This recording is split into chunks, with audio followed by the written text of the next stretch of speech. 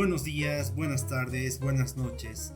A la hora que estén escuchando esto, bienvenidos a la patria de los desconocidos. Espero que se encuentren muy bien.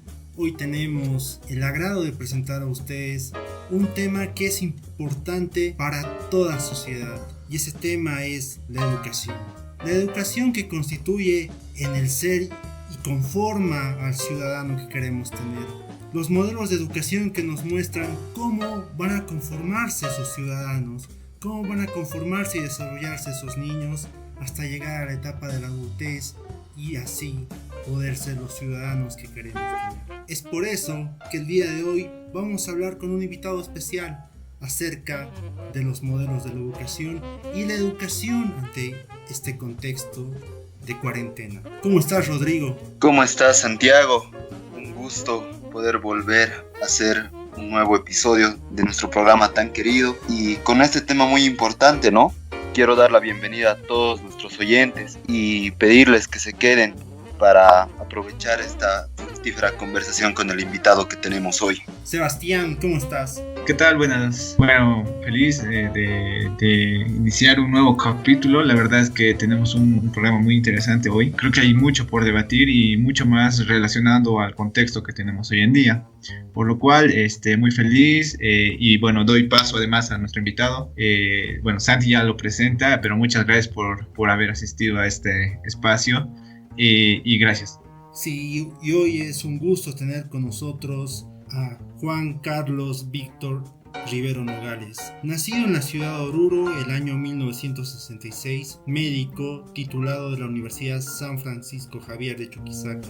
Inmiscuido en la pedagogía, se graduó en educación superior en la Universidad Técnica de Oruro y desarrolló el primer tutor virtual de matemáticas, así como el programa Paciente Virtual. Recientemente sacó a la venta su primer libro titulado Corazón y actualmente trabaja en su próximo libro titulado Transformando los paradigmas de la educación. Es un gusto tenerlo con nosotros, Juan Carlos. Bueno, muchas gracias por la invitación. El placer es mío y estoy dispuesto a realizar los comentarios pertinentes para tratar un tema tan importante como es el de la educación. Mucho más en un momento tan crítico en el que vivimos, en el que el sistema educativo está atravesando por una crisis y lo que se quiere es indudablemente buscar algunas alternativas y algunas respuestas inmediatas para tratar de solucionar este problema. Yo estoy muy encantado de poder compartir estos momentos de angustia que vivimos en la sociedad. Pues me gustaría que mi comentario y mi participación sea de provecho de ustedes. No deberíamos preocuparnos demasiado por el calendario escolar. Nuestro modelo educativo es malo y su perjuicio sería innotable. Son las palabras que inicia la crítica en redes sociales un 20 de abril de este presente año. Y ante esto es que queremos preguntarle qué es su modelo de educación y si el modelo de educación boliviano realmente es tan malo para que el calendario escolar sea innotable. Bueno, evidentemente el comentario que hice dirigiéndome al ministro de Salud, Cárdenas, es el resultado de un análisis profundo que hice hace mucho tiempo atrás relacionado con la educación. Y evidentemente cuando uno habla de modelos educativos, existe en la literatura como aproximadamente unos 5 modelos educativos.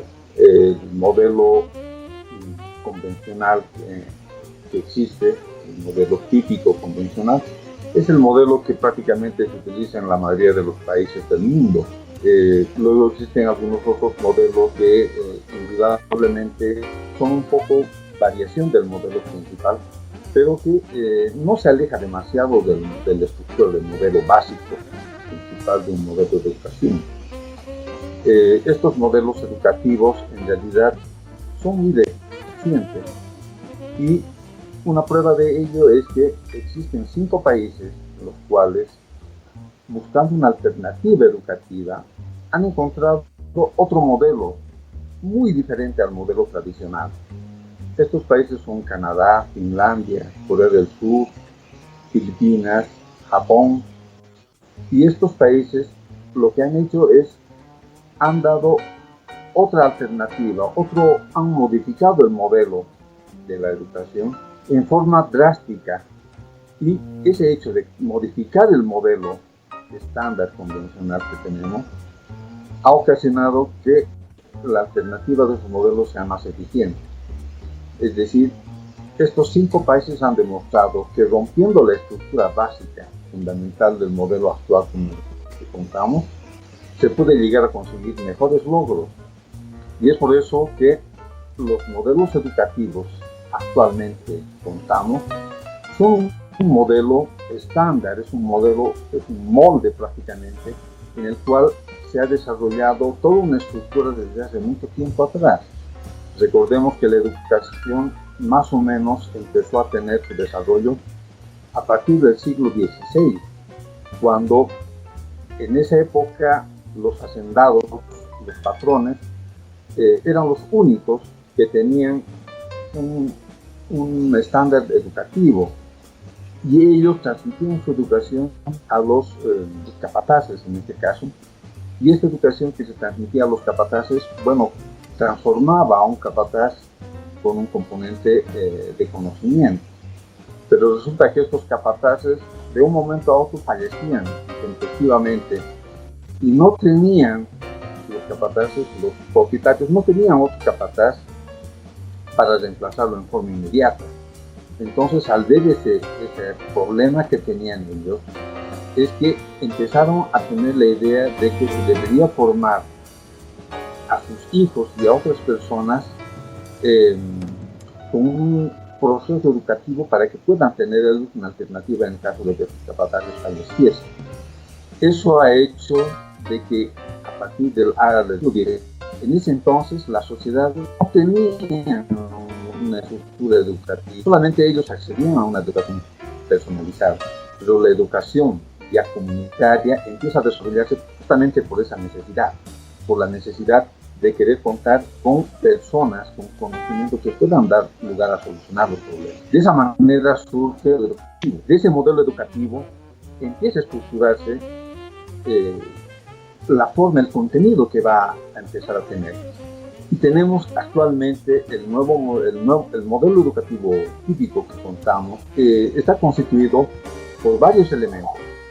Es decir, se ha formado criterios personales que con el tiempo han dado lugar a ser aceptados en el sistema de razonamiento lógico como que sea lo correcto. Eso se llama paradigma, y los paradigmas de la educación no son nada más que aquellos elementos que las personas, las sociedades ven como si lo que están pensando, lo que están creyendo es realmente lo adecuado.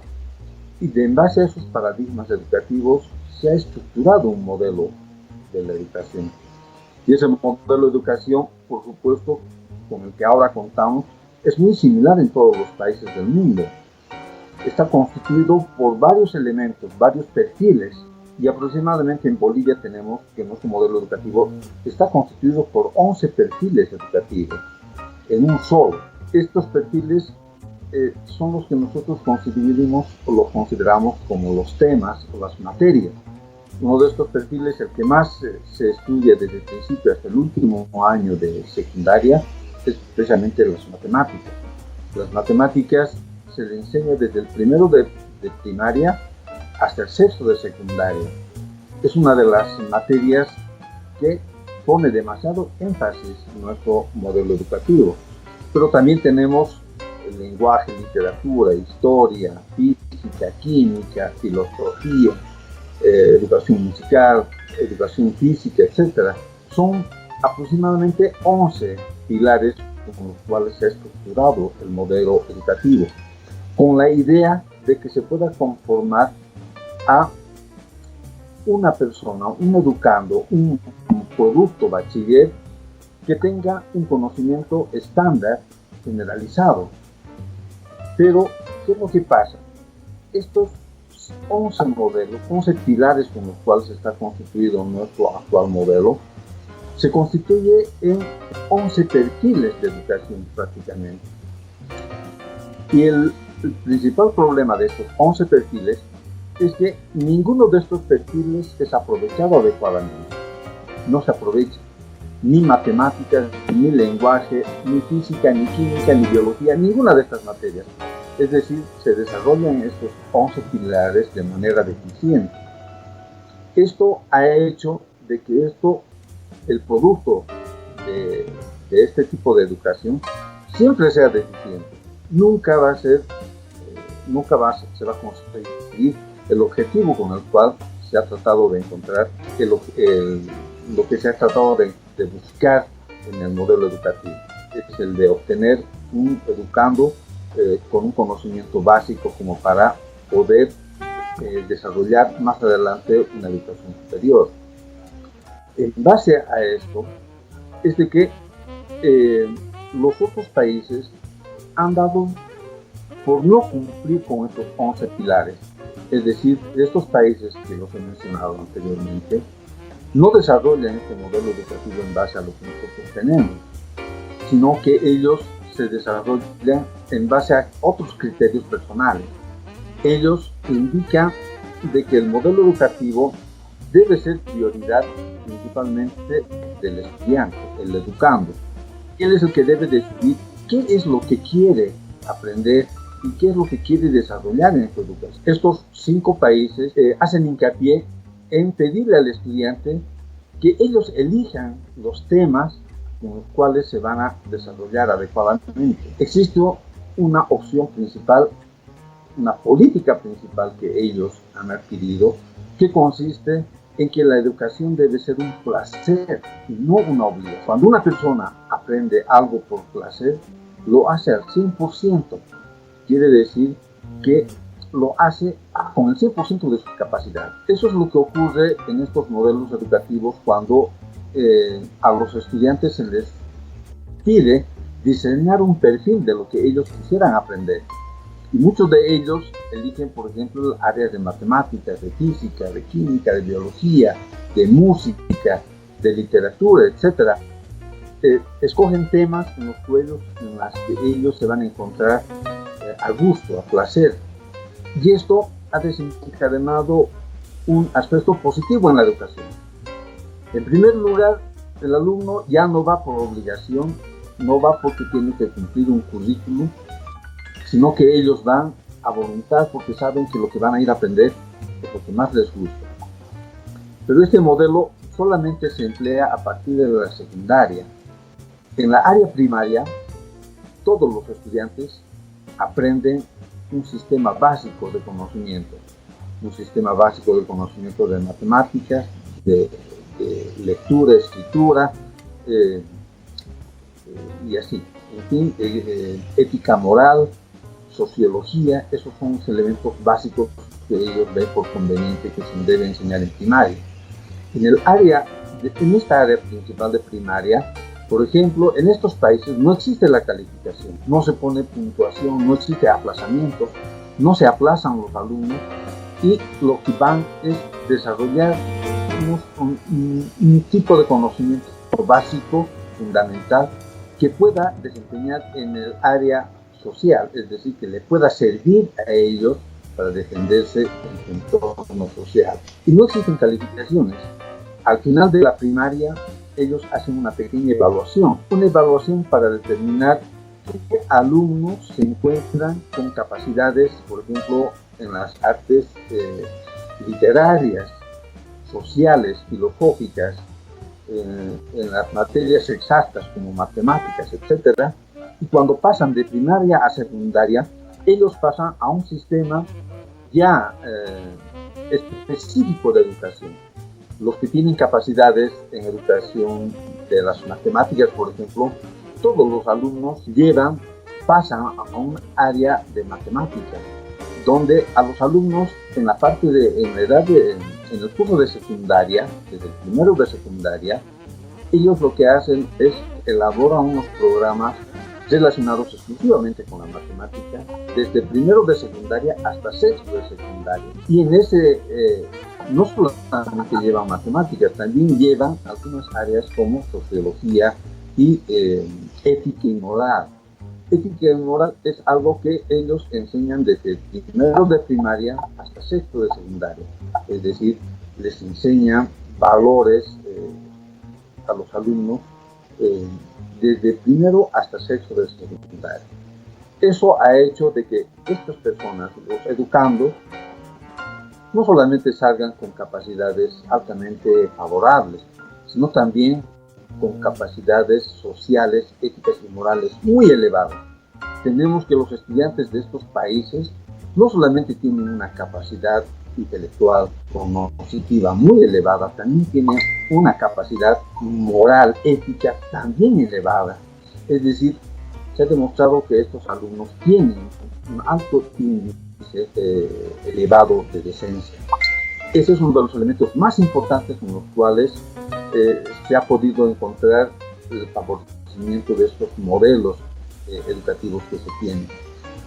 Y estos modelos educativos indudablemente han surgido en base a la modificación de los modelos tradicionales. Estos 5 países se alejan totalmente de los modelos tradicionales con el resto del mundo que aún sigue llevando. En nuestro país, indudablemente, el modelo educativo que nosotros tenemos, la ley de Avelino Signani y Lisandro Pérez, es un modelo que en cierto modo es muy amplio porque tiene una ventaja de que tal vez se ha incluido a áreas de educación alternativas y especiales. Tal vez ese sea el único elemento favorable que tenga este modelo, de haber incluido a estas áreas. Pero en sí, el resto del modelo es pésimo. Es decir, no tienen, por ejemplo, principios ideológicos adecuados, principios educativos ideológicos adecuados. Un modelo educativo se basa principalmente en varias estructuras, y una de las estructuras, la principal estructura con la cual debe contar un modelo educativo, es el área epistemológica. El área epistemológica es el área donde se determinan los valores filosóficos, morales, éticos de la educación.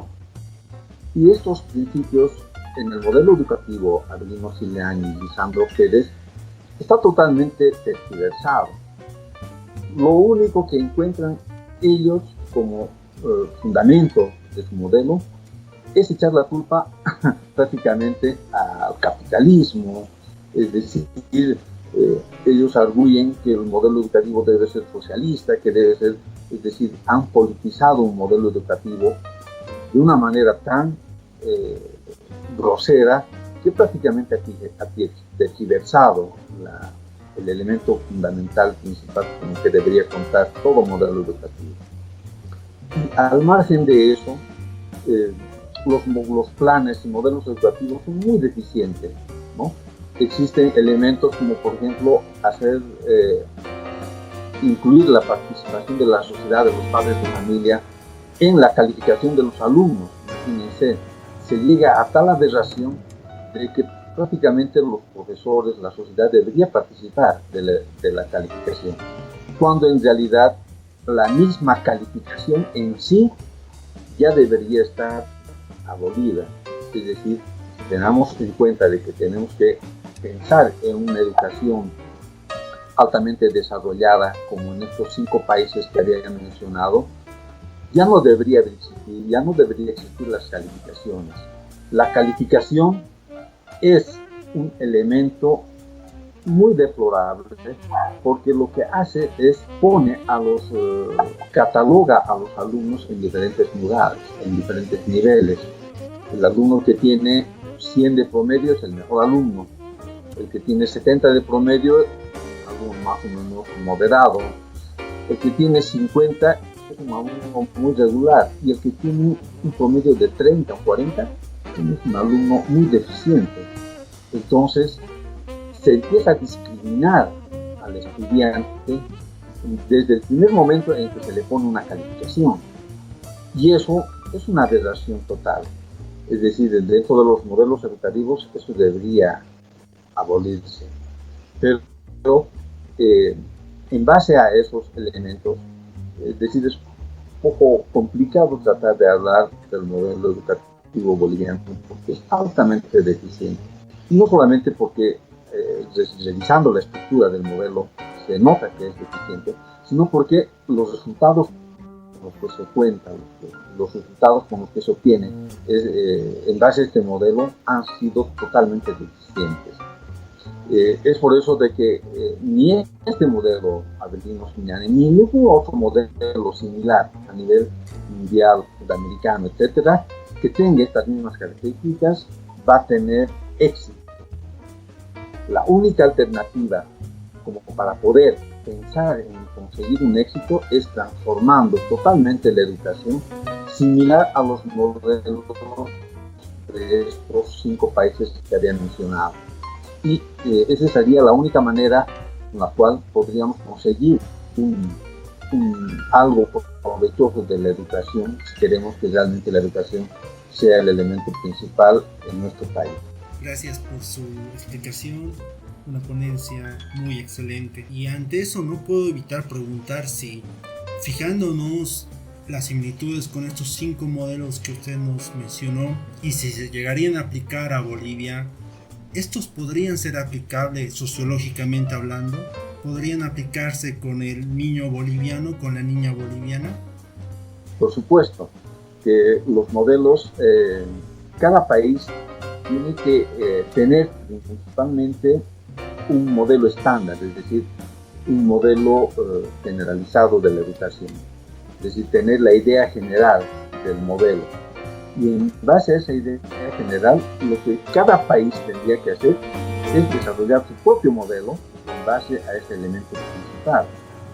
Para el área de Bolivia, por ejemplo, se puede aplicar perfectamente esas características, no solamente en el área urbana, porque a mí lo que más me preocupa es la educación en el área rural. Y perfectamente lo que se tiene que hacer es, en el área urbana no existe mucho problema para elaborar esos modelos educativos en base a la infraestructura que cuenta.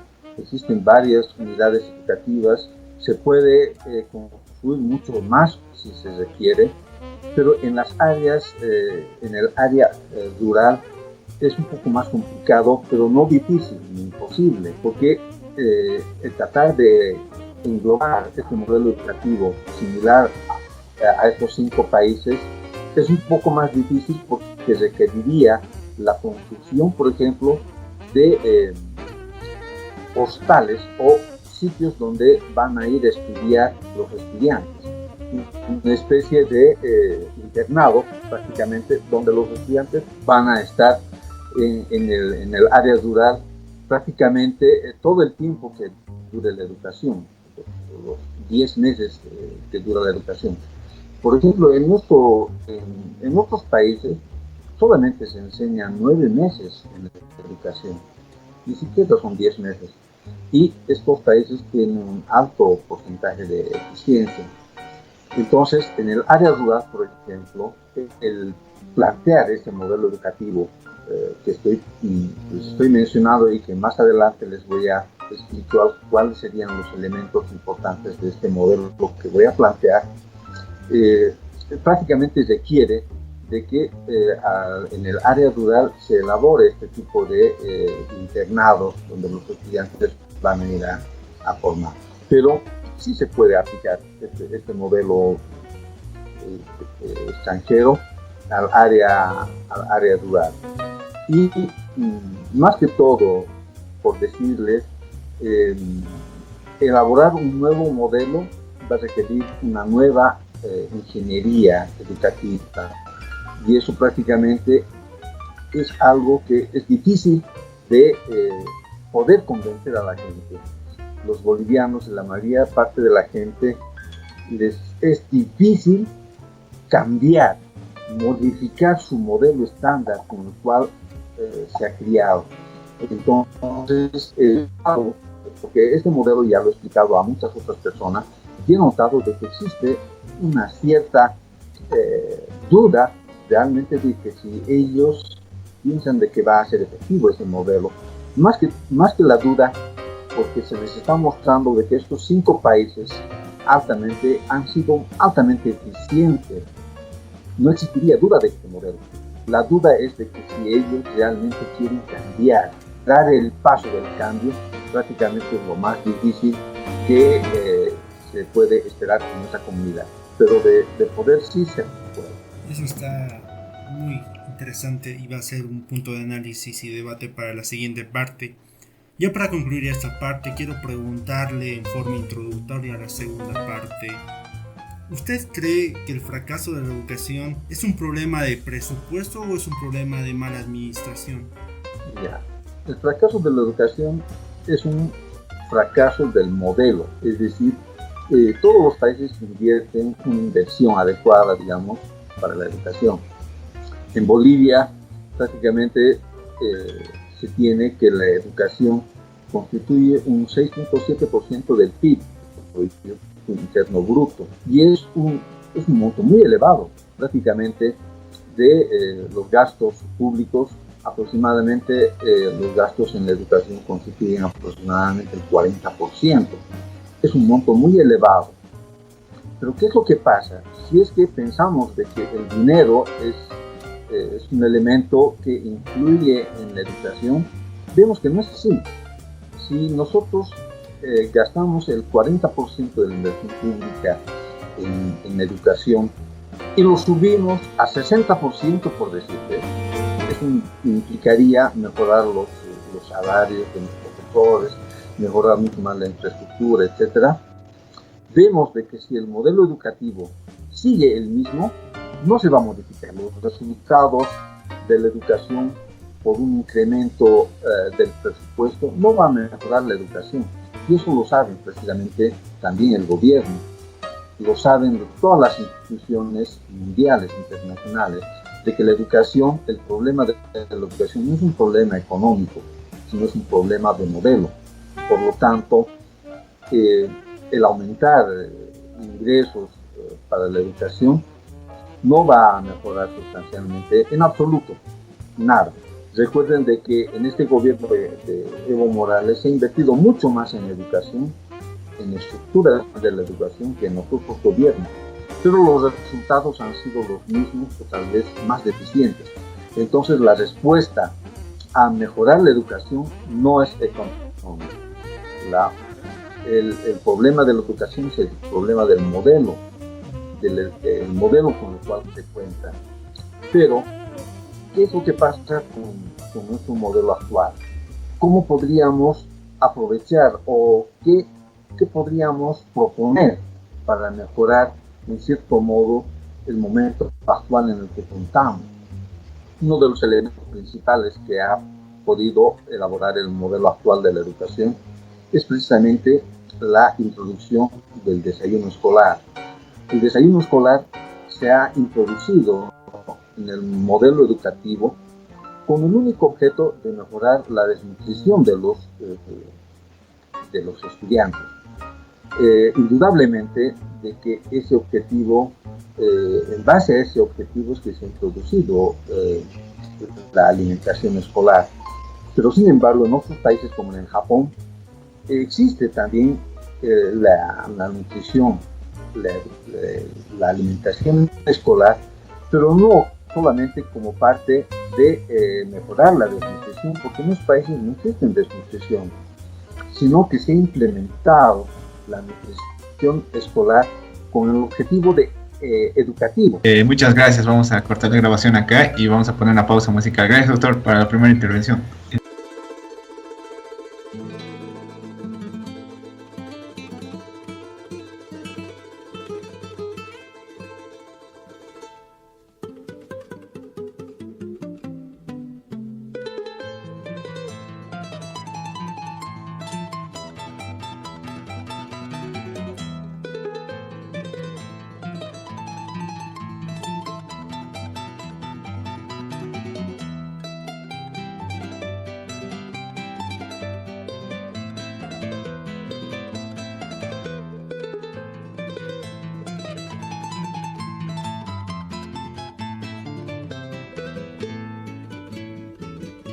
Entonces, doctor, continuamos con esta segunda parte del programa.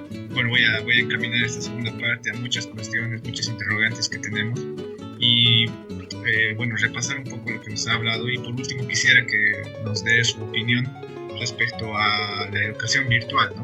Creo que lo más palpable en estos momentos es una educación virtual que está imperante en todo el mundo, y quisiera conocer un poco sus percepciones y hacer algunas preguntas con los muchachos además.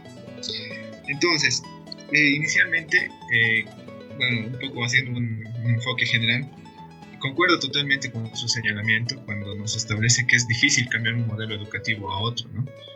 Sobre todo por, creo yo, prejuicios de las personas, ¿no? Recuerdo algo muy interesante justo cuando nos hablaba, recordé algo, cuando el nuevo modelo educativo con la ley Avelino Signani se implementó, salió la noticia como que, bueno, muy poco profundizada al respecto, pero decía que no iba a existir calificaciones, digamos, nadie se iba a aplazar. Y ahí como que causó pudor en la población, y la gente decía la gente decía no van a aprender, están yendo para nada, y bueno, y eso es una parte del prejuicio que me refiero, ¿no? Entonces, en ese sentido, me parece interesante su señalamiento, doctor, me parece muy acertado, y la verdad tengo una consulta específica a algo muy amplio que conocemos como educación, ¿no?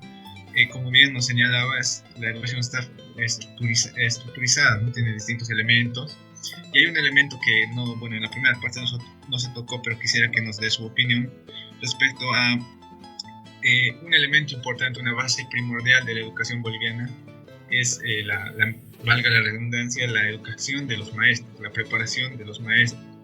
En ese sentido, mi percepción general, y quisiera que me dé la suya, es que al igual que la educación de los estudiantes, es muy deficiente la educación de los maestros. Se señalaba con la nueva ley, se destapó muchas cuestiones. Por ejemplo, la mayoría de los maestros en Bolivia tenía, por haber ingresado a las normales, tenía solo el título de técnico superior, y no era así en licenciatura. Y bueno, eso se fue con la ley Avelino Signani, se fue como por así normalizando, por así decirlo, pero creo que es una estructura mucho más grande, ¿no? La educación superior de maestros. ¿Cuál es su percepción al respecto, doctor?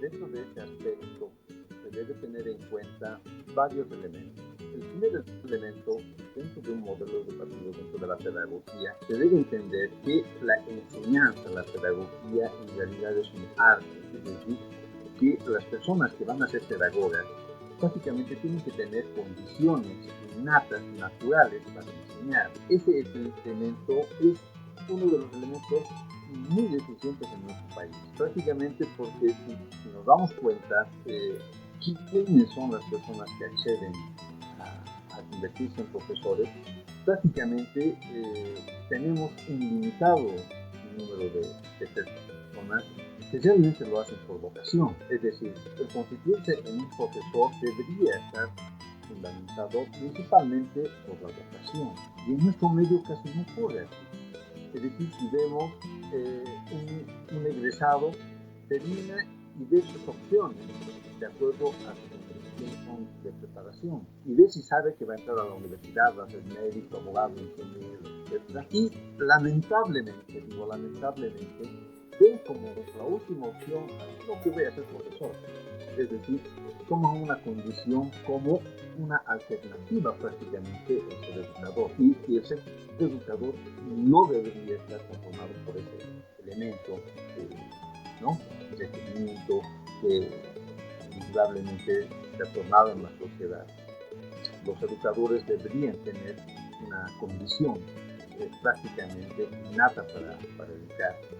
Es por eso de que existe en nuestro modelo, en nuestro sistema educativo, un gran porcentaje de profesores altamente eficientes, muy buenos educadores que tenemos en nuestro país, y que estos educadores prácticamente han sido educadores por vocación, no porque se constituyen en la última alternativa para constituir una profesión. Eso hace de que prácticamente estos profesores, por ejemplo, que son eficientes, siempre fueron eficientes, nunca tuvieron un título de licenciatura.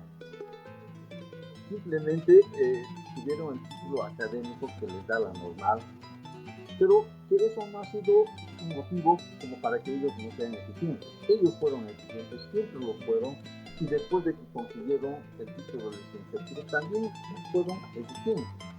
Pero los que nunca optaron la carrera de pedagogía por vocación no llegan a tener tal vez esa eficiencia que se espera. Y dándoles un título de licenciatura en educación tampoco ha mejorado el sistema. Si ustedes ven, no solamente en la educación inicial, primaria y secundaria, también esto ha ocurrido a nivel de la educación superior. Todas las universidades les ha obligado a los docentes a tener el título de licenciatura. Y eso no ha modificado absolutamente en nada la condición de la educación, ni de la educación básica, ni tampoco de la educación superior. Es decir, el tratar de constituir, tratar de entender de que un título va a mejorar la condición del profesor es totalmente inadecuado. Es decir, la educación parte del deseo de uno mismo de enseñar, y no existe ningún modelo hasta el momento, ningún modelo que indique que sea eficiente para enseñar. Es decir, que los profesores deben adquirir, de base a sus capacidades, de acuerdo a su personalidad, el modelo más adecuado que ellos encuentran para hacer entender al alumno. Y eso no se encuentra descrito en ningún modelo académico educativo. Yo he cursado la licenciatura en educación superior, conozco todos los modelos y prácticamente ninguno es la panacea como para poder decir que este modelo nos va a producir resultados positivos. No existe. Eso quiere decir de que la educación, el modelo, la calidad de docente solamente está determinado por el mismo docente. Y los docentes eficientes, buenos que contamos en algunos establecimientos de fútbol, realmente está determinado por ellos mismos y no porque tengan un título que los respalde o tengan algún modelo por el cual se les obligue a utilizar este tipo de educación. Recordemos de que, de cierto modo, existen varios elementos que impulsan a conseguir ese modelo educativo eficiente. Uno de ellos, por ejemplo, es el elemento de que si la educación es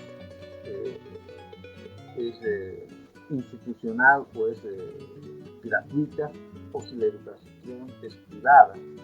Ustedes ven que en la educación privada existe un estímulo prácticamente como obligación de que los profesores tienen la obligación de educar eficientemente, de cumplir con el programa académico al 100%.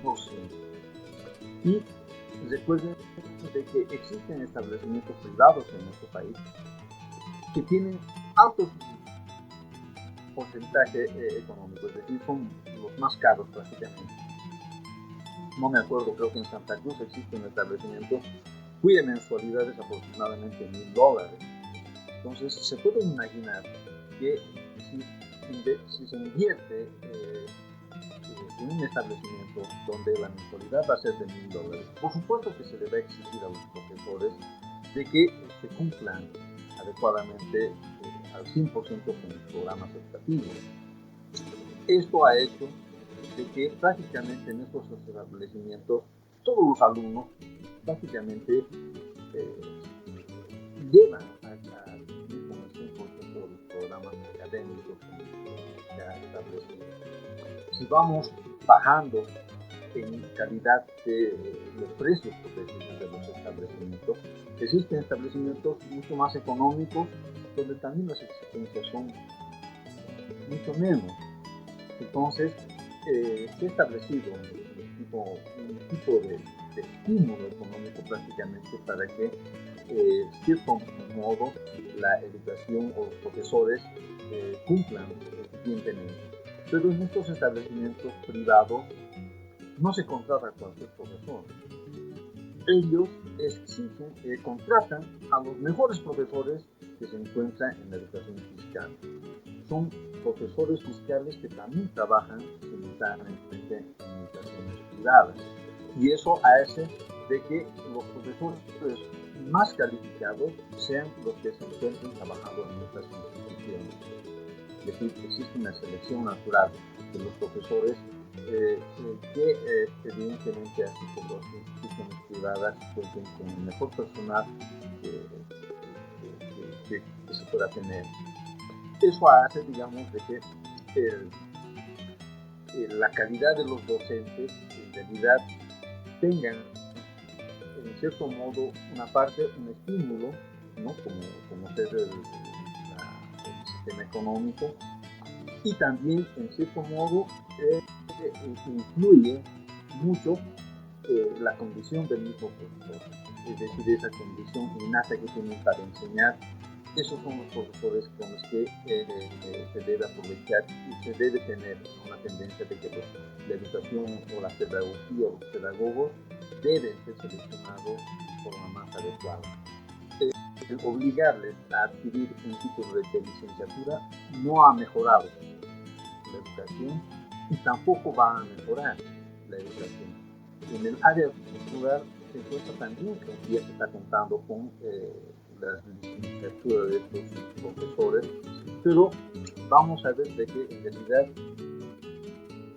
si el modelo educativo sigue siendo el mismo, por más de que tengamos profesores con título de masterado o doctorado en educación, el título no va a solucionar los problemas educativos. Por lo tanto, yo creo que de esa parte se debe tener en cuenta mucho que la condición de los profesores sea la más adecuada para elegir este modelo. Y en cierto modo, se puede estimular a los profesores a que desarrollen su capacidad, desarrollen una capacidad intuitiva para enseñar. Pero esto es una de las estrategias que está establecida en el modelo que estoy planteando, que es en el de conseguir un bono que prácticamente pudiera duplicar el sueldo del profesor de acuerdo a los objetivos que se pueda conseguir. Es decir, uno de los planteamientos del modelo educativo que estaba planteando, que estoy elaborando en realidad, está en que el duplicar el sueldo del profesor debería estar ajustado en base a un requerimiento en el cual se estimula al profesor. ¿Qué quiere decir? De que si, por ejemplo, yo puedo duplicar el sueldo del profesor siempre y cuando el profesor me demuestre de que por lo menos alcance el 50 o 60% de lo que yo le voy a pedir que cumpla. Es decir, algunos requisitos que yo puedo exigirle al profesor que cumpla. Si cumple, digamos, con el 50 o 60% de los requisitos, yo creo que podemos duplicar el sueldo del profesor. En ese aspecto, podría ser, digamos, un estímulo que podría favorecer que se pueda mejorar la calidad del docente. Muchas gracias, doctor. Una cuestionante que a mí, ya que hemos profundizado bastante en lo que es el área del grado escolar, pero yendo un poco más allá, hablando específicamente de las universidades, uno de los principales problemas que existen para muchas personas es el hecho de que se formen roscas entre estudiantes, docentes, autoridades elevadas. Es decir, que existe un problema en cuanto a la conformación de las universidades públicas. ¿Usted está a favor de la autonomía universitaria o o en otro caso plantearía alguna alternativa para solucionar estos aspectos. ¿Qué opinión tiene usted? Bueno, en realidad la autonomía universitaria es una aberración prácticamente de la educación, porque en primer lugar el modelo educativo de la educación superior tampoco cuenta con un modelo adecuado de enseñanza. Esto hace de que la educación superior también sea deficiente. No existe una estructura elevada con la cual se pueda conseguir productos adecuados. Y la autonomía universitaria ha corrompido prácticamente de que se busquen alternativas de modelos adecuados. En primer lugar, estas roscas, como se dice, está prácticamente ligado mucho a la concreción de los docentes. Si ustedes ven, y a mí me consta, de que en la mayoría de las universidades estatales, quien consigue el cargo de docente prácticamente es alguien relacionado con un entorno a las autoridades familiares. Existen docentes, familias de docentes prácticamente que se hacen cargo de la educación, y como no existe ningún modelo que exija algún nivel del docente, entonces prácticamente cualquiera puede ser docente en las universidades, porque no existe un requerimiento adecuado, un estándar de requerimiento de un docente. Eso hace de que la docencia en nuestro país prácticamente sea muy sencillo. Cualquiera puede ser docente y no existe un nivel de exigencia que se requiera para ser docente. En otros países, por ejemplo en Chile, yo he estado en Chile, y el nivel de docencia en Chile es uno de los más elevados en la educación superior, es uno de los más elevados. ¿En qué consiste este tipo de docentes en Chile? Que los docentes son a tiempo completo. ¿Qué quiere decir? Un docente no puede trabajar en otra institución, no puede trabajar particularmente en lo que tiene que hacer.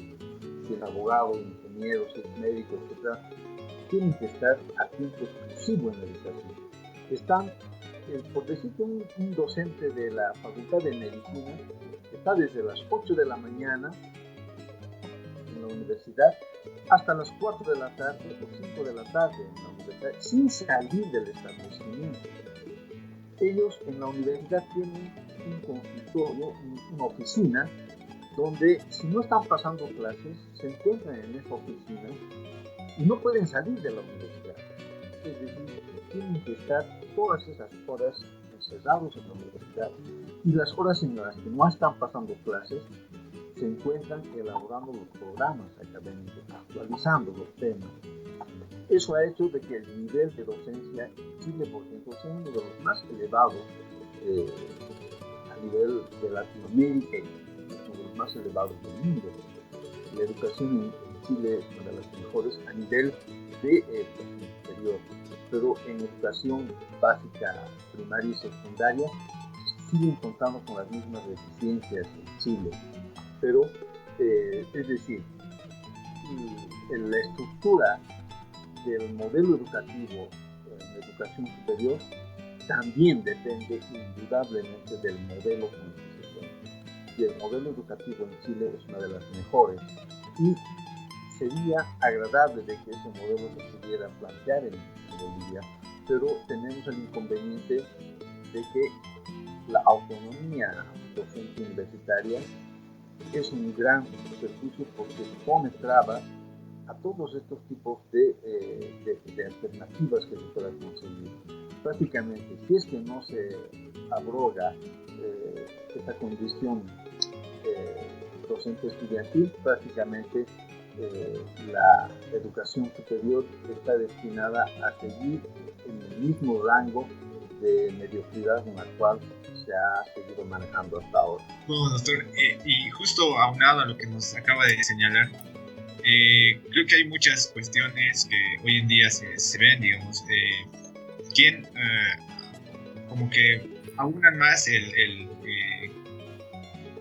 problema de la autonomía universitaria, y se ve mucho en las universidades públicas. Creo que hoy en día mucho más quien como que el cogobierno se ha metido demasiado a la política nacional, y lo que ocurre es quién defiende a los estudiantes, quién da la cara por los estudiantes, porque desde mi perspectiva, autor, pareciera que estuviéramos en un modelo muy inquisitorio respecto a el que está arriba. No puede compararse con el que está abajo, y es docentes y universitarios. Entonces, respecto a eso, y específicamente, autor, bueno, comentarle, por ejemplo, qué es lo que ocurre hoy en día en la educación virtual, digamos, ¿no? Creo que las universidades públicas en este momento, por los comentarios que he observado y he podido recabar, es que el modelo virtual en las universidades públicas en este momento está muy retrasado, por así decirlo, o por así señalarlo, ni siquiera se ha iniciado, digamos, y ya es un mes de pandemia. Entonces, respecto a eso, ya para ingresar a lo de la educación virtual, doctor, quisiera preguntarle cuál es su perspectiva respecto a esto. Creo, desde mi perspectiva, y no sé si comparten, chicos, es que nos hemos retrasado, sobre todo como modelo de país, nos hemos retrasado demasiado, y no hemos implementado hace tiempo este modelo, y habituarnos, integrarnos a un nuevo modelo de educación virtual hace que estemos recién gateando, por así decirlo. Muchos de los docentes, por ejemplo, no saben cómo utilizar los medios virtuales, o los mismos alumnos no estamos acostumbrados a esta forma de trabajo, ¿no? Entonces, doctor, una perspectiva general de lo que sería la educación virtual desde su análisis. Sí, evidentemente de que en este momento nos encontramos en una crisis donde la educación virtual se ha constituido en la única alternativa prácticamente. No tenemos otra opción más que el de utilizar estas alternativas de educación virtual a distancia. Yo en realidad elaboré un programa educativo precisamente no tanto con la idea de esperar de que se desarrolle una pandemia, por supuesto, sino el único objetivo de establecer una educación virtual a distancia fue precisamente el tratar de favorecer una educación en el área rural. A mí me preocupa mucho de que el área rural sea uno de los elementos más desfavorecidos como modelo educativo. Prácticamente en el área rural se encuentran abandonados a su suerte, y en base a esas necesidades de una educación para el área rural es que yo he elaborado un modelo que les voy a mostrar a continuación. Es un modelo de educación a distancia, un tutor virtual en el cual puede reemplazar en cierto modo, no totalmente, pero en cierto modo puede reemplazar a un profesor estándar, ¿no? Claro que es imposible de que lo reemplace totalmente y eficientemente, pero he tratado de que el modelo sea lo más cercano posible a un profesor real. Entonces, evidentemente, no existen modelos en este momento de educación virtual a distancia. He revisado en varias plataformas algún modelo de educación a distancia y vemos de que en realidad no existen modelos adecuados de educación, mucho más modelos de educación avanzada. En los modelos de educación inicial, básica, primaria y secundaria, prácticamente estamos muy atrasados, no solamente a nivel de Bolivia, sino a nivel mundial. Los modelos de educación a distancia se encuentran todavía en una plataforma muy subdesarrollada. Tal vez porque nunca habíamos pensado encontrarnos en una situación como la que nos encontramos ahora, y es por eso que no ha existido la necesidad de elaborar algunas estrategias de modelos virtuales. En cierto modo, ese ha sido uno de los elementos que ha desfavorecido el que no se pueda contar con un modelo adecuado a distancia en ninguna parte del mundo. Lo único que se cuenta son con algunas plataformas de comunicación entre el docente y el alumno, pero una plataforma de educación a distancia prácticamente es pues prácticamente desconocido. Entonces voy a tratar de compartir con ustedes un modelo educativo.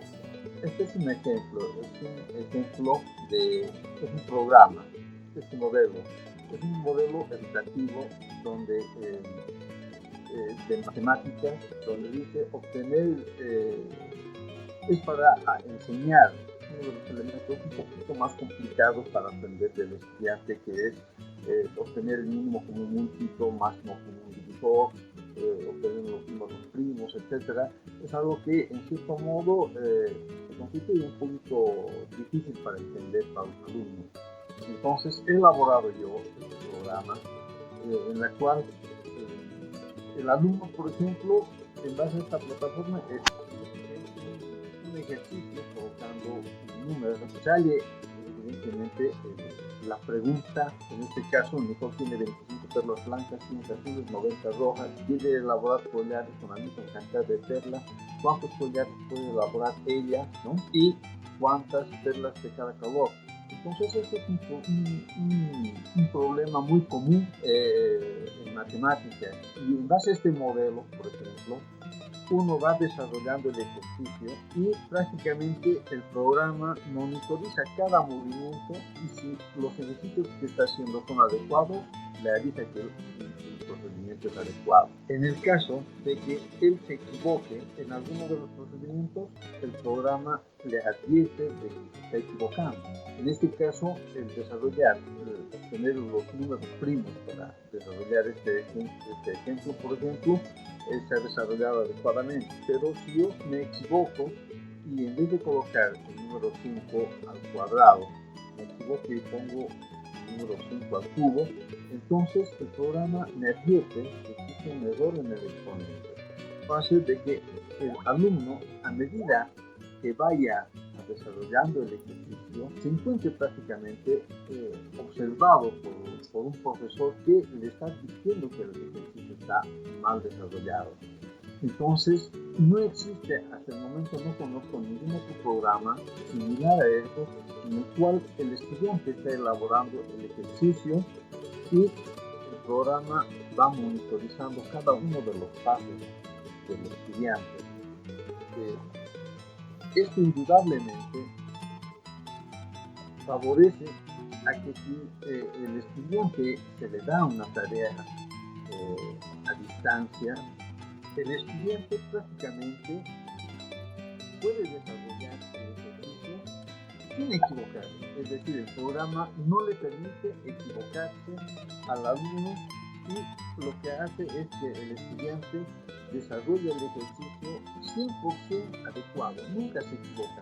Es decir, el estudiante nunca va a tener resultados inadecuados, siempre va a conseguir el resultado específico, y el programa no le va a permitir equivocarse. Tampoco le va a corregir, no le va a decir qué es lo que tiene que hacer, solamente le indica que no está adecuado el ejercicio que están haciendo. Esto hace de que este programa prácticamente es un programa inteligente,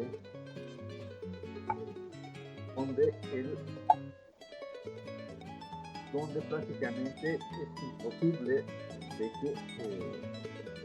de que el estudiante se equivoque.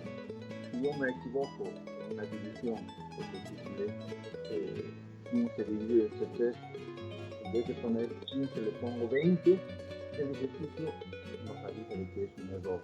Entonces, este programa prácticamente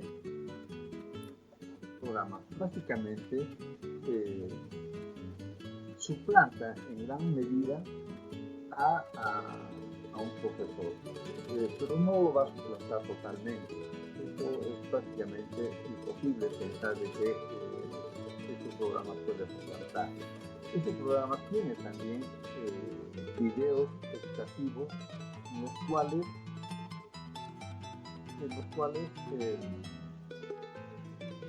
les explica cómo se deben elaborar. Cuenta también con algunos videos explicativos de cómo se debe elaborar el ejercicio, etc. Gracias, doctor, por presentarnos. La verdad es que además creo que se los vamos a facilitar para nuestros oyentes el modelo que nos está presentando de educación virtual en matemáticas específicamente.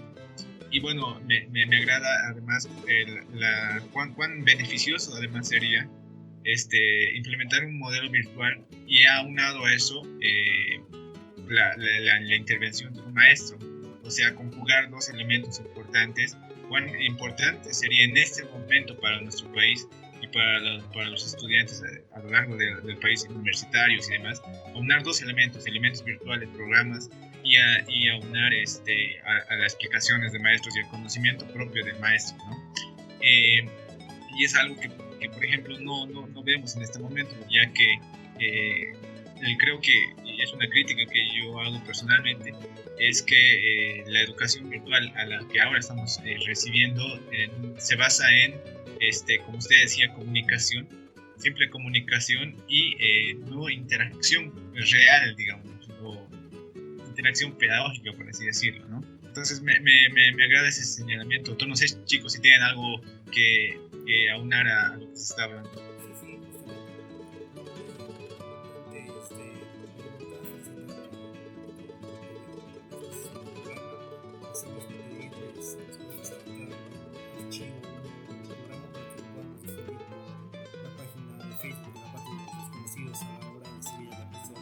Al respecto, usted nos mencionaba que sería muy difícil reemplazar a un profesor, pero muchas veces yo en lo particular he escuchado ese término de educación autodidacta. ¿Usted cree que no se puede reemplazar a un profesor para poder aprender algo?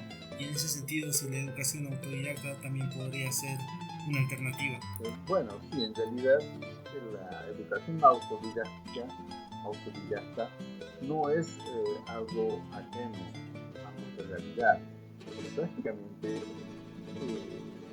el modelo educativo es tan pésimo en nuestro país y a nivel mundial que prácticamente los que quieren ser buenos profesionales en educación superior prácticamente tienen que tener autoeducación. Es decir, en medicina, por ejemplo, la enseñanza es muy básica y inadecuada. Si uno quiere ser profesional, prácticamente depende de uno mismo el ser buen profesional y no del modelo. En otros países sí el modelo favorece mucho a la educación.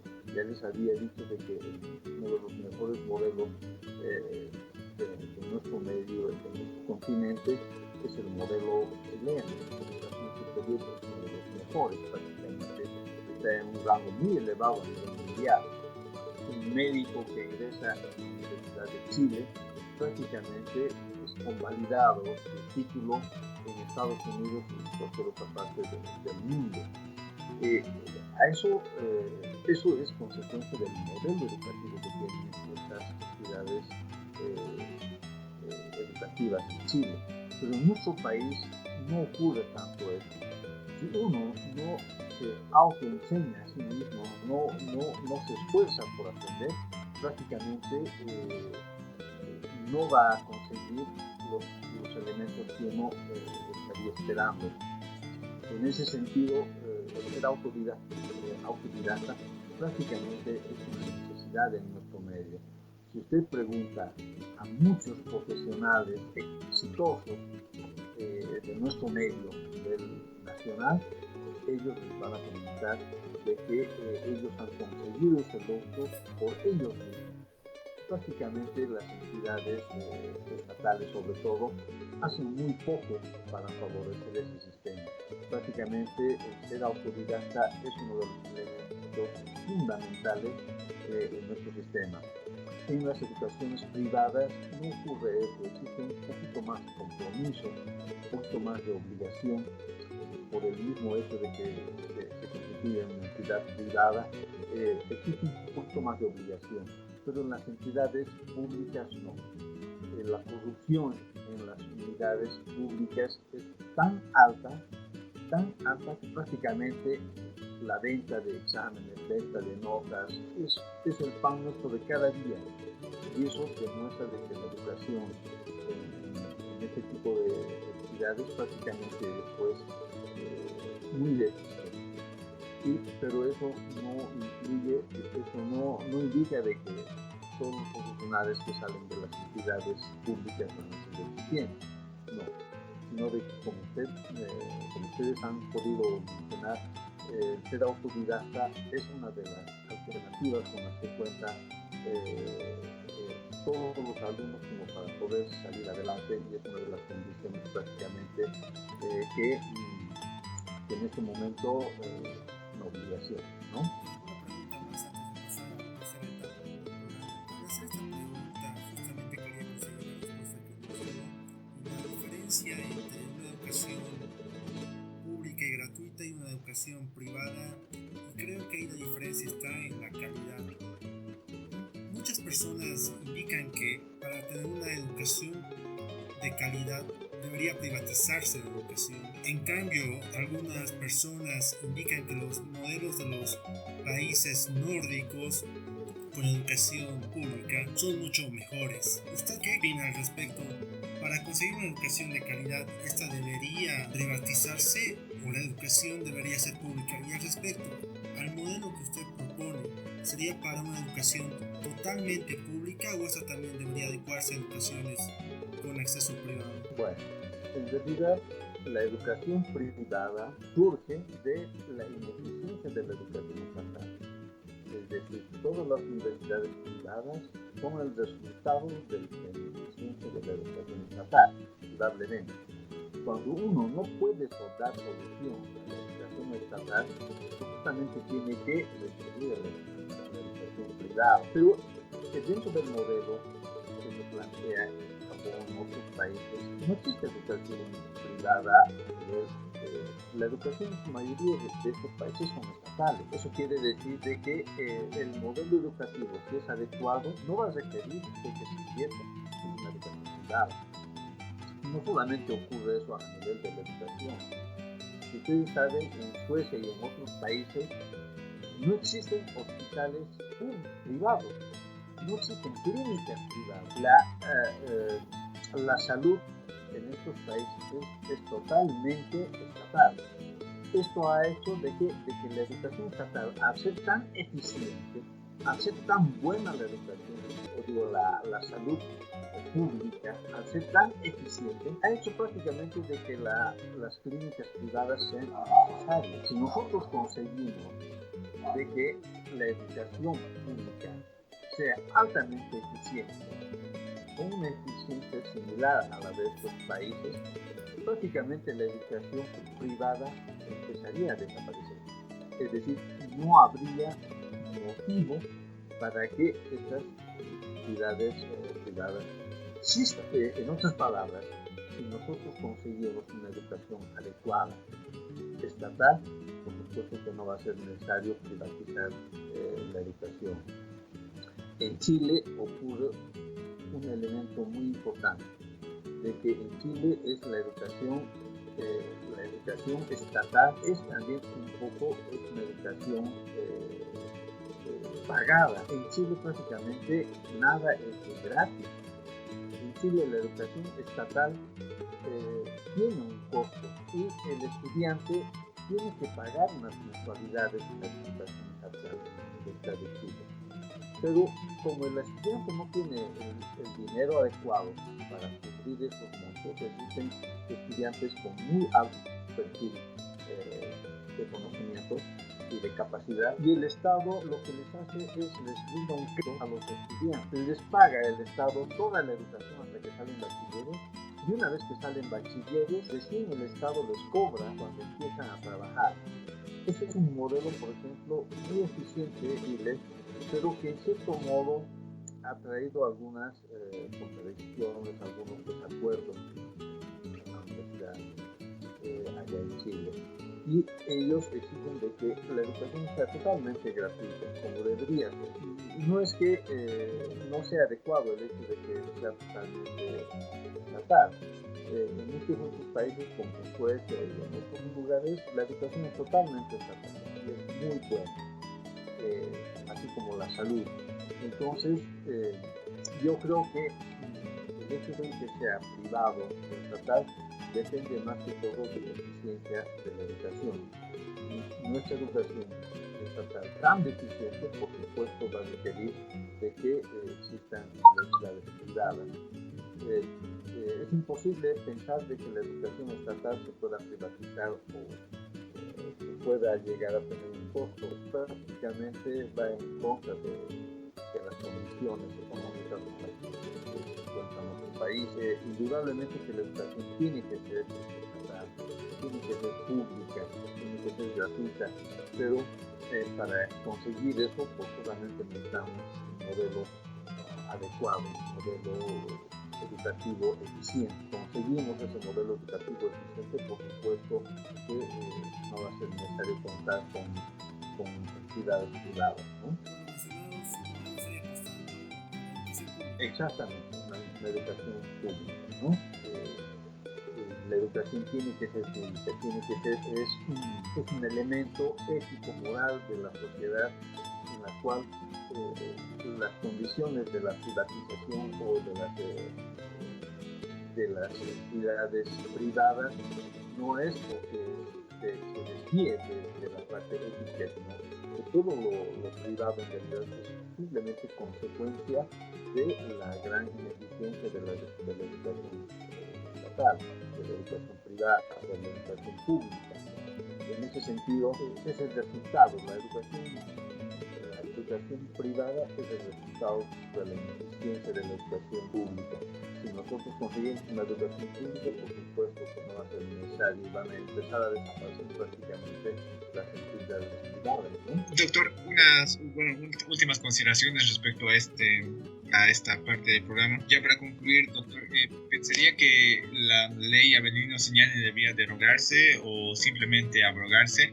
¿Cuál es su perspectiva respecto a esto para implementar un nuevo programa, por así decirlo, educativo a nivel nacional? Claro, mientras no exista otro modelo educativo actual, es imposible no utilizar el modelo que tenemos. El modelo Avelino Cignani de Lisandro Pérez es el único modelo hasta el momento con el que contamos. Y prácticamente lo que sí sabemos de que es insuficiente este modelo, pero tenemos que conseguir otro modelo adecuado como para poder suplantarlo. Indudablemente que es un modelo muy deficiente, contiene muchas deficiencias y no es adecuado, pero siendo la única alternativa que tenemos, pues no nos queda otra alternativa que seguir aplicándola y tratar de mejorar las condiciones sociales para tratar de solventar por lo menos un poquito mejor la educación. Pero mientras no tengamos un modelo educativo, prácticamente no tenemos otra alternativa para seguir utilizando este modelo educativo. Pero indudablemente que se debe plantear la elaboración de un nuevo modelo. En este momento estamos en un gobierno transitorio y prácticamente el modelo transitorio va a ser imposible poder conseguir un nuevo modelo en estas condiciones. Lo que sí me preocupa de mucha manera es de que en las campañas políticas que se han estado llevando a cabo en estos últimos meses antes de que se desencadene la pandemia, me ha preocupado mucho de que los partidos políticos, ninguno en este momento, ninguno haya podido manifestar un modelo educativo alternativo al modelo Cignani. Eso nos indica de que estos partidos políticos prácticamente no han hecho nada por la educación y no están planteando nada adecuado para la educación. Y en esa alternativa, lo único que tendríamos que esperar es de que alguno de esos partidos políticos entre a gobernar y posiblemente, por supuesto, que forzosamente van a elaborar otro modelo educativo, como siempre se ha llevado a cabo en todos los gobiernos que nos han precedido. Es decir, el gobierno que entre, el gobierno que elabora un nuevo modelo educativo, si bien nosotros queremos aportar algo a los nuevos gobernantes, es tal vez orientarles a que no desarrollen su nuevo modelo educativo en base a los modelos anteriores. Se ha visto de que es totalmente deficiente. Busquen una nueva alternativa, busquen un nuevo concepto, interioricen temas, identificar, por ejemplo, por qué han sido tan eficientes estos modelos educativos de estos 5 países extranjeros, y en base a eso saquen conclusiones como las que yo he sacado, conclusiones de que los modelos educativos tienen que transformarse totalmente para ser eficientes, y en base a eso poder elaborar un modelo educativo adecuado. Yo no soy partícipe de ningún partido político y nunca me ha interesado la política. Lo que a mí me interesa mucho es la educación en sí. Este modelo de este tutor virtual, yo ya lo presenté al gobierno del señor Evo Morales hace mucho tiempo atrás, el año 2014 prácticamente, tratando de aprovechar la existencia o el lanzamiento de satélites para sacar. Y con esa intención yo elaboré este modelo con la intención de llegar a una educación en las áreas rurales. Pero como siempre, el gobierno del señor Morales ni siquiera lo revisó, ni siquiera puso un agradecimiento ni nada al respecto de lo que yo le había propuesto. Yo no soy participante de ningún partido político, pero en base a estas intenciones buenas que tienen una persona de bien social, es que yo he presentado propuestas y también la puedo presentar a cualquier partido político, a cualquier gobierno, que les voy a seguir insistiendo en proponer estos modelos educativos, en proponer este modelo de tutor virtual, por ejemplo, para enseñar en las áreas, mejorar en todas las áreas existentes, porque esa es nuestra obligación. Nuestra obligación es tratar de mejorar nuestra sociedad. Y es por eso que me gustaría a mí, en realidad, de que estos planteamientos que estoy proponiendo sea realmente escuchado por las personas que deban escuchar, y que abran un poquito esas perspectivas que tienen. Lamentablemente, cada partido político que ingrese y forma parte del gobierno prácticamente adquieren una posición como de superioridad, como ustedes manifestaban. Se creen tan superiores que no esperan recibir los consejos de nadie, entonces se sienten como prácticamente personas o entidades de alto conocimiento, como si fueran los que tuvieran el máximo conocimiento, y que ellos son los que van a elaborar los modelos educativos. Lamentablemente es así nuestra condición social, y esperemos de que esto cambie, por supuesto, con el nuevo gobierno que sea elegido en las próximas elecciones. Y a mí me gustaría realmente de que se abra, que exista un ministro de educación mucho más abierto. Yo considero a Antoine Cárdenas como una persona muy educada, muy preparada, con una decencia muy elevada, y tal vez se encuentre en un estado que se encuentra en un momento tan crítico que prácticamente es imposible pensar que se pueda elaborar un nuevo modelo en estas condiciones. Solamente el nuevo modelo se da para el nuevo gobierno, pero si de bien sirve de que le pueda proponer este modelo de software de tutor virtual, que indudablemente podría funcionar adecuadamente en esta etapa de pandemia, pues me gustaría que el ministro tenga en consideración estos planteamientos, y que si él desea consultarme, pedir colaboración, sin que yo le esté pidiendo un cargo ante el ministerio, por supuesto, con todo gusto yo voy a acceder a colaborar con el ministro Cárdenas, elaborar estos programas académicos, etcétera, sin ninguna intención económica o requerimiento con misión prácticamente. Estaría dispuesto a colaborar con el ministro Cárdenas para cualquier duda que tenga, y que pueda prácticamente ayudarle a mantener y a mejorar esta situación de la educación virtual, que en este momento se ha convertido en una necesidad prácticamente, ya no solamente en una alternativa educativa, sino una necesidad total, ¿no? Bueno, eso me gustaría plantear. Muy bien, doctor, gracias. Bueno, terminamos con esta segunda parte del programa y ya para llegar a las conclusiones vamos a ingresar a una pequeña pausa musical. Gracias, doctor, y gracias a nuestros oyentes por seguir.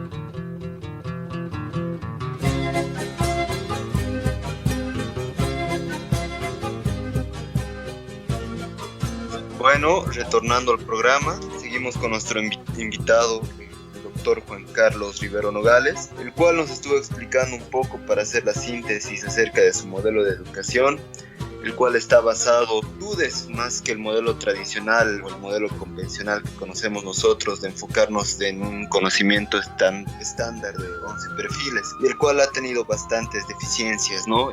Y sobre todo en el área del grado escolar. También nos comentaba un poco acerca de su opinión con respecto a la autonomía universitaria y nos mostraba un poco de su programa virtual de un asistente de matemáticas moderado o complementado específicamente por 2 elementos. Y básicamente en eso se traduce nuestra entrevista con el doctor Juan Carlos Rivero. Bueno, doctor, ya para concluir, tengo una última duda. Con respecto a las últimas declaraciones que ha dado el ministro Cárdenas, ¿usted qué considera lo más viable para esta situación? ¿Dar por desierto el calendario escolar 2020? ¿Esperar a que las cosas se tranquilicen o vuelvan a la normalidad para expandir tal vez unos días el calendario por el tiempo perdido? ¿O enfocarnos en tratar de conseguir alguna alternativa que nos permita continuar con el avance mediante la modalidad virtual? ¿Qué opinión tiene usted, doctor? En realidad es un poco difícil poder hacer predicciones con respecto a la pandemia, pero indudablemente que el ministro ha dicho de que la educación a distancia, la educación virtual, no es tan fácil como él pensaba que iba a hacer. Existen muchas deficiencias y he dado de que estas deficiencias son muy grandes. Indudablemente de que la educación en este momento, al tener una educación tan deficiente, el no tener ni siquiera esa deficiencia constituye un desavance en nuestra educación. Yo le había mencionado en un comentario anterior de que no debería preocuparse mucho porque la pérdida no es significativa, pero indudablemente no tenemos que pensar solamente en que la pérdida es un hecho, es decir, no podemos darnos por vencidos tan tempranamente, y si bien una persona se da por vencido porque no encuentra otras alternativas, la única opción es que el ministro busque otras opciones, es decir, que se amplíe el criterio del resto de la población para pedir otras opciones competitivas. Indudablemente, yo he trabajado mucho en este modelo educativo, en este sector virtual, en los modelos educativos, y lastimosamente es un poco difícil llegar hacia estas instancias del ministerio. A mí me gustaría que el ministro entienda y conozca los planteamientos que estoy ofreciendo y que también conozca el tutor virtual que estoy proponiendo, y que posiblemente esto que yo estoy elaborando pueda constituirse una alternativa, quizá una alternativa muy significativa para solucionar la educación en la cual nos encontramos. A mí me dolería mucho de que después de haber trabajado tanto en nuestro modelo educativo, que ni siquiera llegue a ser conocido por las personas que tienen que llegar a conocer, me dolería mucho. Es decir, me llegaría a estar prácticamente de tantos sacrificios, prácticamente sea para nada. Entonces, yo aprovecho a su medio que está interesado en buscar mi opinión al respecto en la educación. Agradezco mucho y aplauso de que jóvenes tan interesados en la educación prácticamente es un poco difícil de encontrar, y aplaudo que ustedes tengan ese interés que es muy difícil de encontrar. Veo que ustedes son personas que realmente tienen un interés en este aspecto de la educación, y me gustaría aprovechar por ustedes de que tal vez pudiéramos llegar con esta iniciativa tuya y mía hacia las entidades correspondientes para poder plantear esta situación en la cual nos lleva a proponer ideas más adecuadas. Agradezco mucho por esta oportunidad, y debo recalcar también de que evidentemente la educación hoy por en día es la única alternativa para solucionar todos los problemas de la sociedad del mundo. Si queremos combatir el maltrato infantil, los feminicidios, la corrupción, cualquier defecto humano que podamos encontrar, la mala praxis profesional, negligencia médica, todo lo que ustedes puedan construir como algo malo de la sociedad, solamente se puede solucionar con educación. Es decir, si existen tres elementos principales para cualquier gobierno, y los tres elementos más importantes, como alguien había mencionado, el primer elemento va a ser la educación. El segundo elemento más importante, la educación, y el tercer elemento más importante, la educación. Es decir, no existe nada más importante en cualquier programa, en cualquier país que tenga un criterio de desarrollo social que la educación. Es el elemento más importante en el cual se debe establecer políticas, proyectos adecuados para mejorar. Si usted educa a su pueblo, todo, absolutamente todo mejora. La educación, la salud, el desarrollo económico, todo, absolutamente todo viene incluido con la educación. Entonces, a mí me gustaría que esta iniciativa tenga un apoyo de la sociedad, y también un apoyo de los que están directamente implicados en los elementos, tales como los docentes, los profesores, en los cuales en este momento se encuentra la responsabilidad tan importante como es la de educación, ¿no? Muchísimas gracias, doctor. Tal vez alguno de mis compañeros que quiera hacer una acotación más antes de concluir con el programa. Sí, antes de concluir. Bueno, dale. Habíamos hablado de la importancia de la ética y moral desde primaria. Habíamos hablado también del aspecto sociológico. Le quería preguntar al doctor, ya en esta parte final, para usted, ¿cuál sería la malla curricular ideal para la primaria y secundaria? Bueno, en la malla curricular primaria, de acuerdo al modelo establecido, se debe enseñar, por ejemplo, elementos indispensables, como leer y escribir, matemática esencial, sociología, ética y moral. Es decir, estos son los elementos básicos fundamentales en los cuales se debe desarrollar la currícula de primaria. Por supuesto, en lenguaje, en escritura y lenguaje, enseñar a leer y escribir, ortografía, etcétera, todo ese aspecto. En la parte de matemáticas se debe enseñar un conocimiento básico, estándar, que debe tener el alumno, y el nivel que alcance el conocimiento de matemáticas, por ejemplo, está en suma, resta, multiplicación, división, una regla simple de 3 y este elemento que había mencionado que corresponde al mínimo común múltiplo y máximo común divisor. ¿Por qué llegan hasta este nivel? Porque si nosotros tenemos en cuenta que el conocimiento de la suma, resta, multiplicación, división, una simple regla de 3 y el análisis de un máximo común divisor, un mínimo común múltiplo, son los elementos que pueden ser aplicados en nuestra vida diaria. Es decir, son armas que se pueden utilizar por cualquier persona, cualquier profesional que quiera dar solución. Un albañil, por ejemplo, que quiera saber cuántos losetas va a necesitar para poner el piso de una cocina de un determinado tamaño, pues tiene que saber esos conocimientos del mínimo común múltiplo y máximo común divisor. Y eso para cualquier otra profesión. Es decir, el conocimiento básico de matemáticas debería llegar hasta ese nivel como un conocimiento estándar.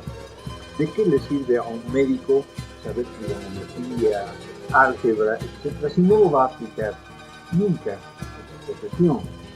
¿Para qué le va a servir eso mismo a un músico, a un filósofo, a un químico, etcétera? Es decir, muchas veces pensamos de que enseñamos un plan curricular de matemáticas tan extenso que prácticamente no llega a ser aprovechado y solamente puede ser aprovechado para aquellas personas que van a buscar carreras de ingeniería o relacionadas. Entonces, el enseñar matemáticas debería terminar en una enseñanza matemática básica solamente hasta el nivel de primaria. La educación, por ejemplo, en el área de sociología sirve para identificar qué somos, cómo somos, de dónde hemos venido, el saber, por ejemplo, de que los bolivianos tenemos una cultura innata que es muy requerida y muy aplaudida en otros países. Los bolivianos, por ejemplo, nos quieren porque somos gente trabajadora, somos gente resistente, somos gente, en mayoría, decentes, honrados, etcétera, condiciones que prácticamente son muy plausibles en otros países. Los bolivianos son muy bien recibidos en otros países porque somos un grupo de personas con muchas condiciones adecuadas, ¿no? Eso es lo que tenemos que saber, conocer, entender, saber a valorarnos como bolivianos, y eso se tiene que enseñar en la parte de sociología, conocer nuestras costumbres, saber si esas costumbres son adecuadas y si favorecen al desarrollo de nuestra comunidad, el hecho de que tenemos tantas fiestas, por ejemplo, carnaval, gran poder, etcétera, saber identificar si esos elementos qué de beneficio y de provecho tienen para nuestra sociedad, si es un beneficio cultural, si es un beneficio económico. Esos elementos deben analizarse dentro del área de la sociología. Y la ética y moral, que son los elementos básicos para saber que una persona tiene que ser puntual, una persona no tiene que mentir, una persona no tiene que robar, una persona no tiene que ser racista, que tiene que respetar a las mujeres, que tiene que respetar a los ancianos, a sus padres, que debe de aprender a decir no para el consumo de bebidas, de cigarros, etc. Esos elementos en primaria deberían ser lo que se debe profundizar, enseñarles a cocinar, a lavar, planchar, etc. Son elementos básicos que se deben enseñar en la primaria. Y en la parte de secundaria ya son más o menos áreas de especialidad. Es decir, una vez egresado el alumno en primaria, en área de secundaria debería ir prácticamente a áreas similares, por ejemplo, áreas de literatura, áreas de matemáticas, áreas de filosofía, áreas de artes musicales, etcétera, de educación física. Ya se consideraría que el área de secundaria son como sistemas de especialidad, o como yo estaba planteando, los áreas de pilares fundamentales. Entonces, en esos pilares se van a desarrollar, por decirte, conocimiento de las matemáticas, pero a un nivel avanzado.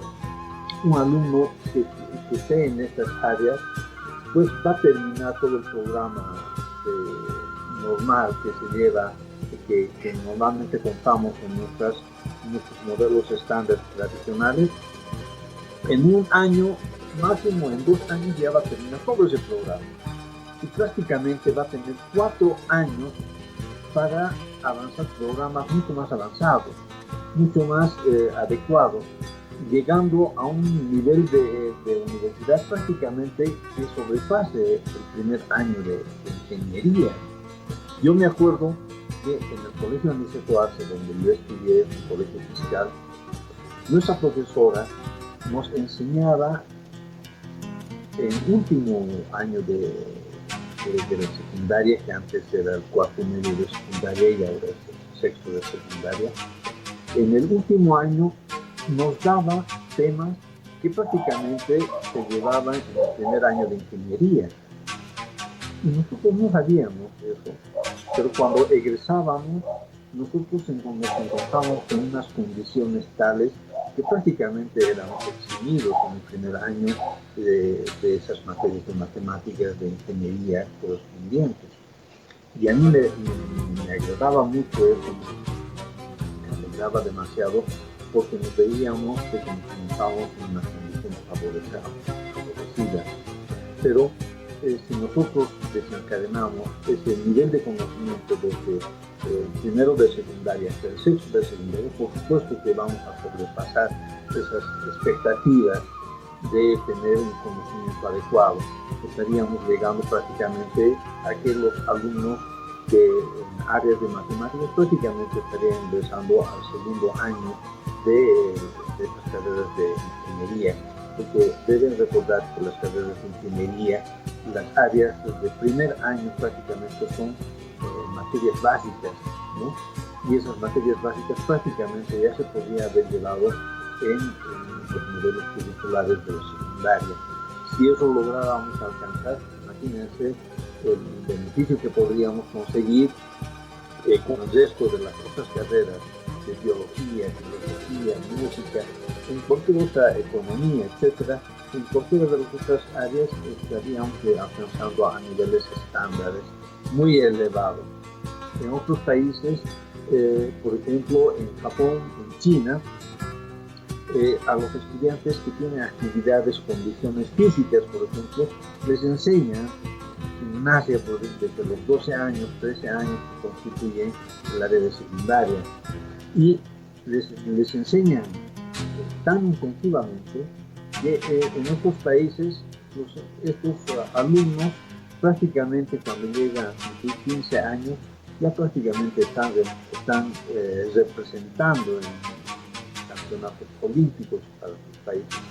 Es decir, si nosotros manejamos ese modelo educativo que estoy planteando, que en las áreas deportivas, por ejemplo, se le enseñe altamente la actividad deportiva a un alumno, cuando tenga 15 o 16 años, prácticamente vamos a tener representantes en los Juegos Olímpicos.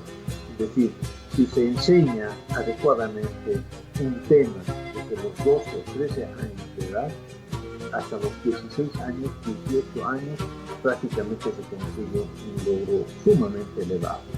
Entonces, dentro de esos modelos, por supuesto que es mucho más amplio lo que yo estoy desarrollando. Yo les voy a hacer llegar a ustedes un resumen de mi programa académico en forma escrita, y también les voy a hacer llegar el software de tutor virtual para que ustedes puedan tenerlo y distribuirlo en los medios sociales. Entonces, Yo les voy a hacer llegar a ustedes un resumen de todos estos modelos, de todo lo que estamos conversando y también de estos software. Les voy a hacer llegar una copia para que ustedes puedan distribuirlo, expandirlo, socializarlo si se quiere, para que podamos alcanzar, digamos, algún provecho de eso que se quiere mantener. Entonces yo agradezco mucho a ustedes por el interés que tienen, agradezco que tengan consideración y que prácticamente doy las gracias a que ustedes me den esa oportunidad de haber compartido con ustedes este tema tan impactante y tan importante como es el de la educación, ¿no? Si tienen alguna pregunta más, estoy dispuesto. Nada más, doctor. Por mi parte, yo me quedo con la frase que usted decía al principio del programa, que la educación debe ser un placer y no una obligación. Y nuestro compromiso como jóvenes, ¿no? Pues al fin y al cabo es un establecimiento educativo el que nos abre el espacio para realizar este programa. Y tal vez, doctor, a modo de agradecerle algunas palabras para concluir por parte suya, para despedirse y para resaltar tal vez algo que no haya estado claro a nuestra audiencia. Bueno, decirles de que la esperanza es lo último que se pierde, y mientras hay un esbozo de esperanza en la educación, por supuesto la educación no se va a morir, ni mucho menos con esta pandemia. Muchas veces las dificultades son las que estimulan el desarrollo de las necesidades. Ustedes ven que países que han sufrido una guerra mundial se han levantado pero con mayor énfasis. En este caso, una pandemia que nos está azotando posiblemente sea el estímulo necesario, adecuado como para buscar alternativas a uno de los elementos más importantes en nuestro camino, que es la educación. En base a esta pandemia, a este encierro prácticamente que hemos tenido como obligatorio en nuestras casas, es que he aprovechado como para ahondar más sobre estas necesidades de la educación, y yo les voy a hacer llegar con todo gusto a ustedes todo este modelo que en realidad lo acabo de terminar esta madrugada a las 6 de la mañana. Acabo de elaborar este software prácticamente de educación de tutora a distancia, corregirlo. Entonces falta solamente algunos detalles, corregirlo, como para que yo les pueda entregar por lo menos un modelo adecuado para que pueda ser distribuido. Bueno, agradezco mucho a ustedes por esta paciencia y por este interés que tienen, ¿no? No, pues doctor, a usted las gracias. Bueno, yo me despido todos hasta el siguiente programa con nuestra audiencia. Santi, Sebas, les dejo el micrófono. Bueno, por mi parte, igualmente muchas gracias, doctor, por habernos aceptado la invitación, y es un tema además de importante, creo que nos debe llevar a la reflexión de modificar muchas cuestiones que en el país históricamente han sido como que la parte más débil, ¿no? El eslabón más débil de nuestra patria. Bueno, por eso, y yo creo que desde mi perspectiva, para finalizar, la educación tiene que cambiar, y viendo además este modelo virtual que ahora estamos viviendo, creo que a futuro implementar este modelo y aunar a la educación presencial va a fortalecer mucho más a Bolivia, ¿no? Por mi parte eso, recordarles que estamos en las plataformas de Spotify y también estamos por YouTube para el siguiente capítulo. Entonces, muchas gracias, chicos, muchas gracias, doctor, hasta luego. Doctor Rodrigo, Sebastián, ha sido un placer poder hablar de un tema fundamental como es la educación.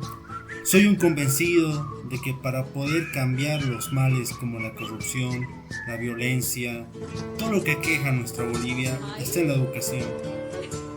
Y creo fielmente que es a partir de estas plataformas, es a partir de estos conversatorios que podemos acercarnos cada vez más a conseguir lo que nos ha faltado. Y es un modelo de educación apto, un modelo de educación de calidad. No nos falta mucho, para poder jubilar a esas generaciones que nos han perjudicado mucho y ser nosotros quien demos la batuta para cambiar esto.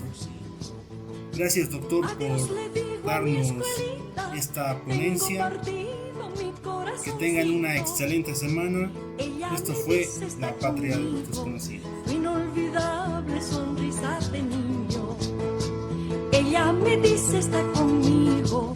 Inolvidable sonrisa de niño. Ahora sí. Y una chachadita. Nadie se libra de la chachada. Y recogerse patapila, sin cuaderno, libro ni mochila. Y recogerse patapila, sin cuaderno, libro ni mochila. Vámonos.